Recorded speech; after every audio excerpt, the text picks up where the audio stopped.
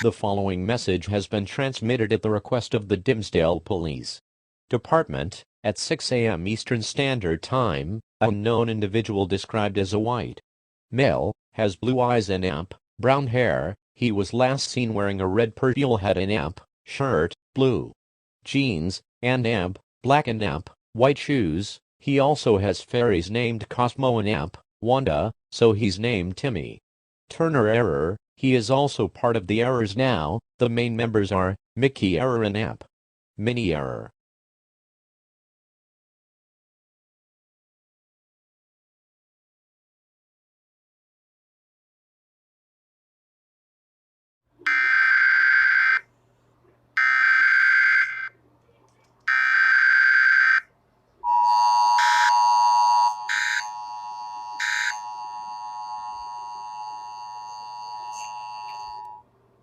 The following message has been transmitted at the request of the Dimsdale Police Department. Many reports say that the Errors have been murdering people across the city of Dimsdale, Mass. Oh no, Timmy Turner Error has broken in the emergency alert system office. Help